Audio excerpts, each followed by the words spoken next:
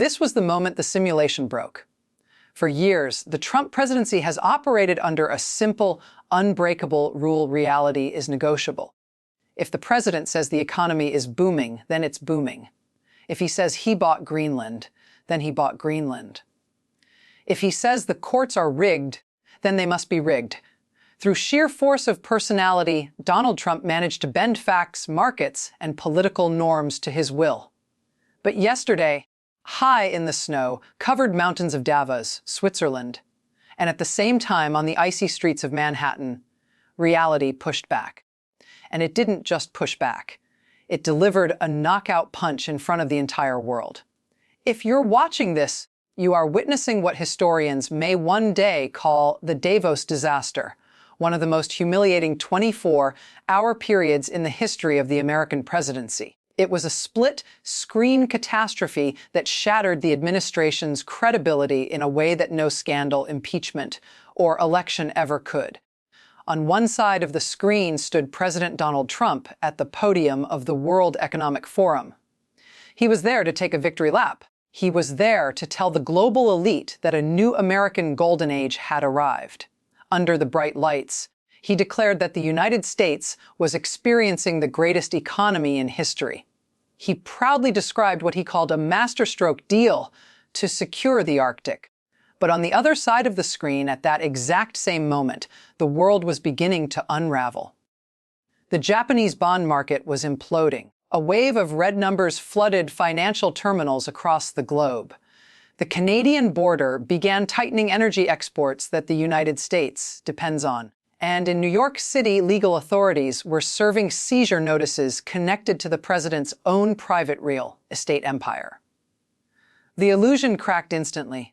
A man standing on the world stage declaring victory suddenly looked like a leader standing on collapsing ground.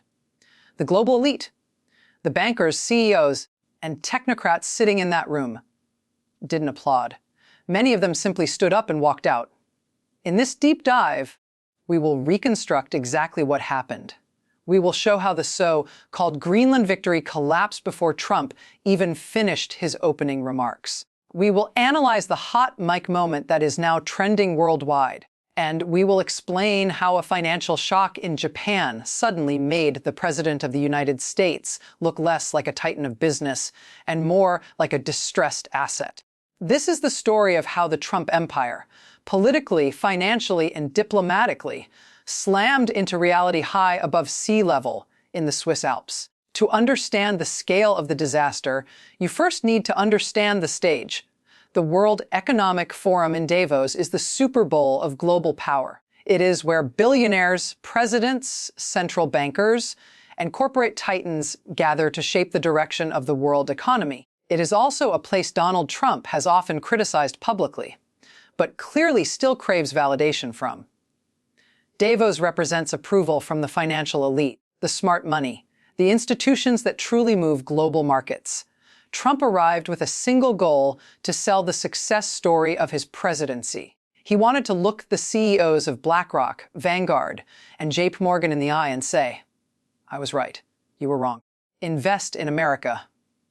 The speech was scheduled as a major keynote, the kind of slot reserved for the most influential figure of the week. But the atmosphere in the conference hall was already tense.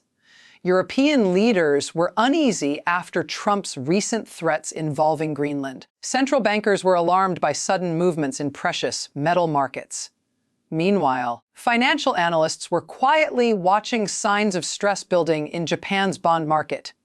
Still, when Trump walked onto the stage, he projected his usual confidence: the red tie, the slow walk, the thumbs up. He adjusted the microphone and began delivering a speech that appeared to have been written days earlier, before the financial world started shaking. He opened with a bold declaration.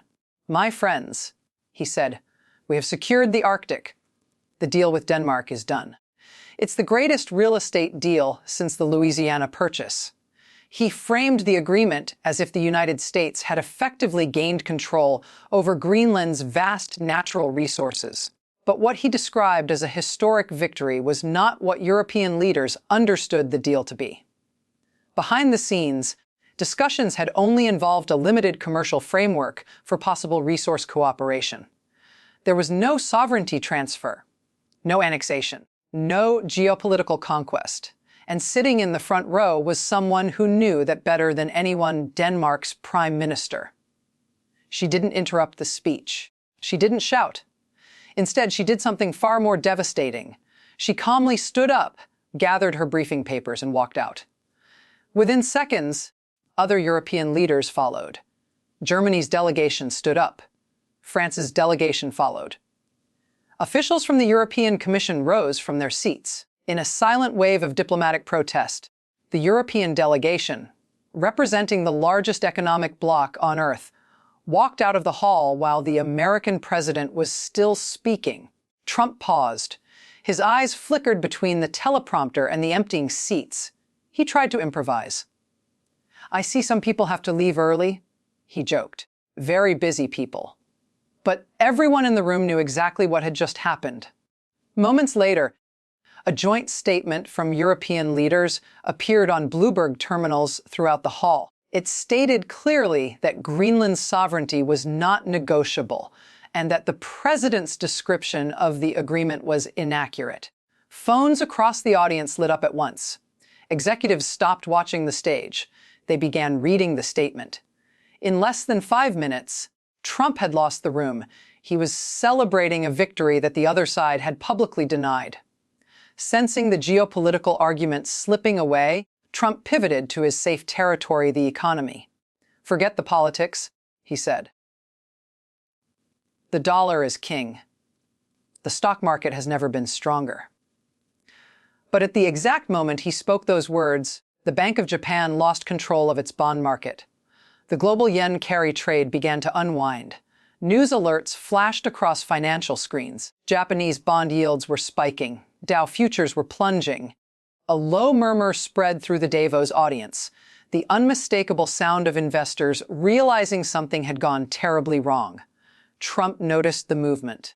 He tried to turn it into a joke. "I see the markets moving," he said. "They love what I'm saying." But the markets were not celebrating. They were crashing. Camera shots captured financial leaders staring at their phones, central bankers whispering urgently, executives calculating the damage. And in that moment, a realization spread through the room. The president did not understand the situation. He thought market movement meant success. He didn't understand the chain reaction unfolding across global finance. The speech ended with polite applause. But the most damaging moment came afterward. As Trump gathered his notes and stepped away from the podium, the broadcast microphone remained live for a few seconds longer than it should have. Viewers heard an aide rush toward him. "Sir, we have to go," the aide whispered. The Danish delegation walked out. "And there's a situation in New York." Trump asked a quiet question. "What situation?" The aide replied, "They served the papers. They're at the tower." The Trump paused, then asked a stunned question that is now echoing across social media worldwide. "They took the building." The broadcast cut immediately, but the damage was done because that moment captured something deeper than a bad speech. It revealed a crack in the image of invincibility. While Trump was traveling to Switzerland to lecture the world about American prosperity, legal authorities in New York were moving against parts of his business empire. The symbolism was devastating. A president declaring economic dominance on the world stage, while struggling with legal and financial battles at home. World leaders immediately understood the implications. A financially pressured leader is vulnerable. He can be influenced. He can be pressured. Or perhaps most